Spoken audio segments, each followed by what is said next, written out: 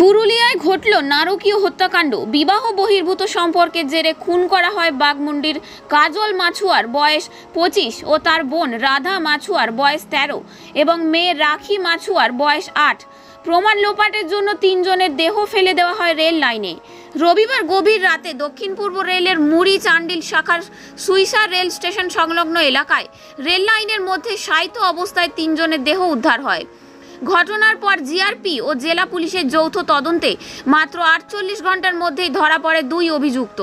গ্রেপ্তার হয়েছে কাজলের প্রেমিক বাবুজান মমিন, বয়স 45, বাড়ি ঝাড়খণ্ডের সরাইকেলা খরসুয়া জেলার তিরুলডি থানার চড়া গ্রামে, এবং তার ঘনিষ্ঠ বন্ধু বিজয় মাছুয়ার, বয়স 18, বাড়ি বাঘমুন্ডির কোরাং গ্রামে। পুলিশ সূত্রে জানা গেছে দুই অভিযুক্তকে মঙ্গলবার রাতে বাঘমুন্ডি থানা এলাকা থেকে গ্রেপ্তার করা হয়েছে। বুধবার তাদের জেলা আদালতে তোলা হলে বিচারক পুলিশি হেফাজতের নির্দেশ দেন। বুধবার বিকেলে সাংবাদিক সম্মেলন করে বিস্তারিত জানালেন পুরুলিয়া জেলা পুলিশ সুপার অভিজিৎ বন্দ্যোপাধ্যায় ও এসআরপি খড়গপুর দেবশ্রী সান্যাল। দেখুন বিস্তারিত। 11 আগস্টের রাত্রিতে একটা আমাদের কাছে খবর আসে যে সুইসা এবং তোরাং রেলওয়ে স্টেশনের মাঝে তিনটে ডেড বডি পড়ে আছে। যেহেতু এটা জিআরপিএসের এরিয়ার মধ্যে ছিল, এওয়ারের মধ্যে ছিল, তো জিআরপিএস অফিসাররা ওখানে যায়, আমাদের অফিসাররাও যায়, গিয়ে বডিগুলো রিকভারি করা হয়। ইমিডিয়েটলি তারা অ্যাপারেন্ট যে ইঞ্জুরি দেখা গেছিল তার উপর বেশ করে স্পেসিফিক সেকশনে, মার্ডারের সেকশনে কেস স্টার্ট করে ইনভেস্টিগেশন শুরু করে। ডিস্ট্রিক্ট পুলিশ এবং জিআরপি জয়েন্টলি রেড করে আমরা কাল এর সাথে রিলেটেড যে দুজন আসামি আছে, বাবুজান মমিন আর বিজয় মাছুয়ার, এই দুজন অ্যাকিউজকে আমরা কাল রাত্রে অ্যারেস্ট করেছি। এদেরকে পিসিতে নেওয়া হচ্ছে। একদম ইনিশিয়াল ফেজে ইনভেস্টিগেশনটা আছে, পিসিতে নিয়ে আরও যে ডিটেলস ইনভেস্টিগেশন আছে সেটা জিআরপিএস করছে। বাবুজানের অ্যাকচুয়াল বাড়ি চড়াতে, কিন্তু ওর এই আমাদের এখানে বীরগাম জিপিতেও একটা থাকার জায়গা ছিল। আর বিজয় মাছুয়ারের বাড়ি হচ্ছে কোড়াতে।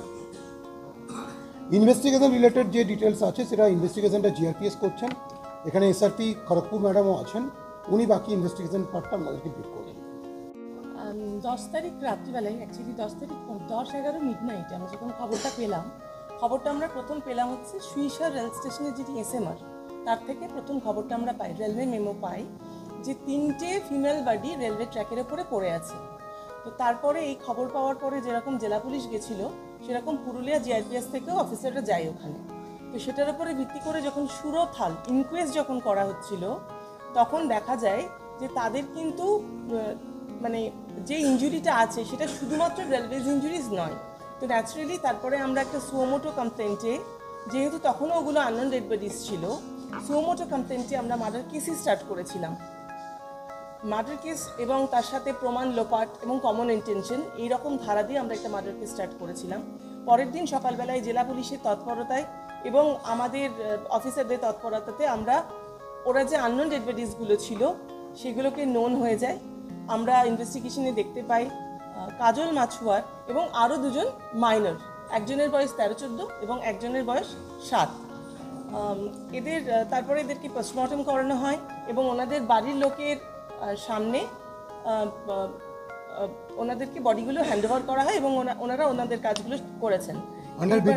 আন্ডার পোস্টমর্টম কিন্তু আমরা রিকোয়েস্ট করেছিলাম সুপারকে দেবেন মাহাতোর আন্ডার ভিডিওগ্রাফি করার জন্য। পোস্টমর্টমের আগে ম্যাজিস্ট্রেরিয়াল ইনকোয়েস্টও করা হয়েছে, সেটাও কিন্তু আন্ডার ভিডিওগ্রাফি হয়েছে।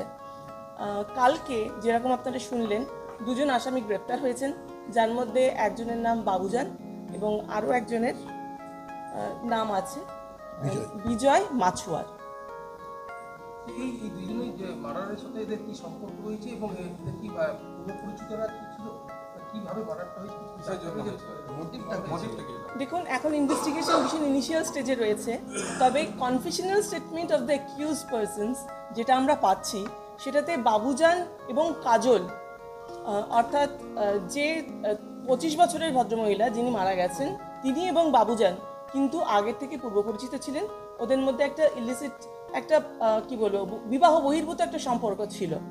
এবং এই যে আরও যে দুজন বিজয় মাছুয়ার এবং 13-14 বছরের যে আরও একজন মৃতা জানেন আপনারা হয়েছে, তাদের মধ্যেও কিন্তু একটি সম্পর্ক ছিল। এটা অ্যাকিউজরা কনফেস করছে, অ্যাকিউজরা বলছে। খুনের মোটিভটা কি? এই বিবাহ বহির্ভূত সম্পর্কের জন্য এই বাবুজান এবং কাজলের মধ্যে একটা উত্তেজনা তৈরি হয়েছিল। এবার এই এনমিটি এবং এই এক্সাইটমেন্টের মধ্যে থেকে কিন্তু এই খুনটা করা হয়েছে বলে প্রাথমিকভাবে মনে হচ্ছে।